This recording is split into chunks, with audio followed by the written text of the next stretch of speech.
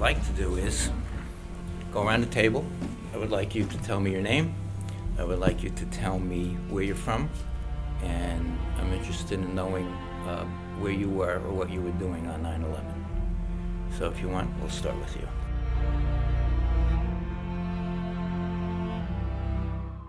On 9/11, I was in 9th grade, first period, and I remember the teacher came in crying. On 9/11, I was in 10th grade high school, and we heard the news.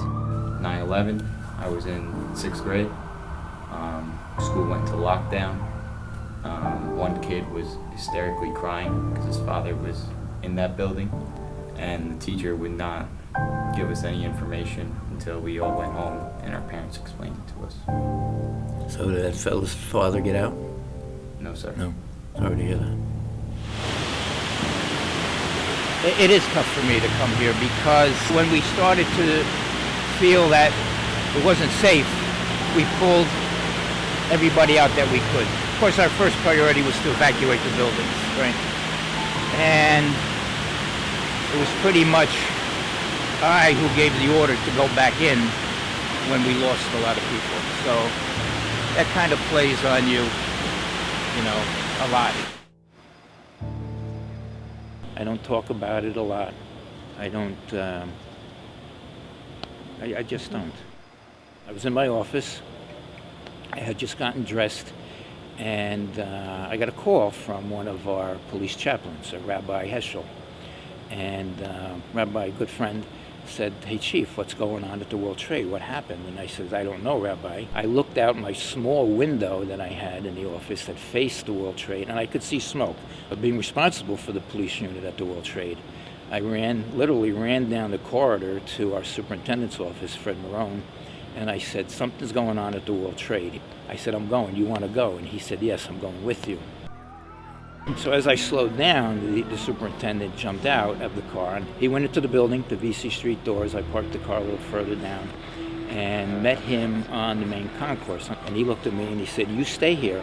I want you at the command post." There was a command post in the lobby of World Trade, of the North Tower, World Trade 1. I wasn't happy about that. I thought I should be with him, so I did. And I have to say that Fred Marone saved my life, because Fred Marone did not come out of the building, and neither did the other officers that were in the elevator with him.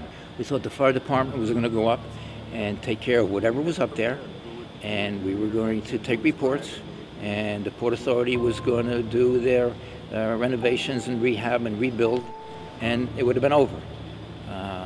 But the magnitude of what we saw happening, we knew it wasn't going to be good. The aftermath, when you look at the two piles, if you will, of the two towers, you couldn't find a pencil. Everything was just dirt and dust and just pulverized, if you will. So to fathom that you couldn't.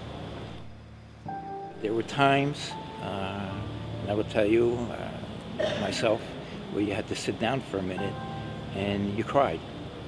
And you cried and you cried until you couldn't cry anymore. And then we got up and we went back and did the rest of the job of what we had to do.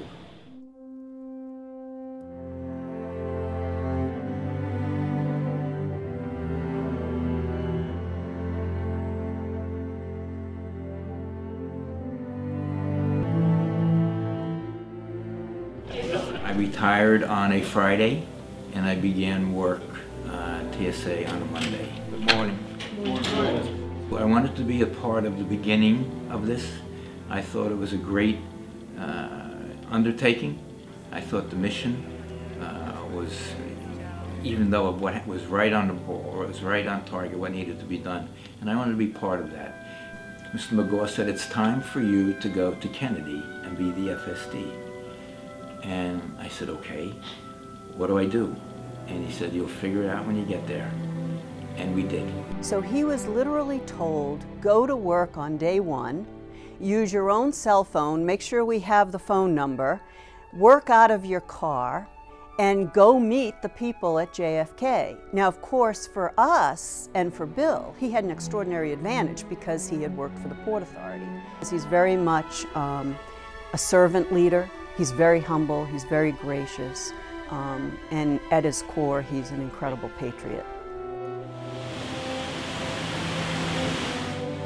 I would like to know that I left things a little bit better than I found them. I say, did you get here okay? Did you fly here and you got here okay? I think that's enough. If it weren't for the TSOs and the air marshals, I don't think we'd be where we are. My name is William Hall. I am the Supervisory Air Marshal in charge of the New York Field Office of the Federal Air Marshal Service.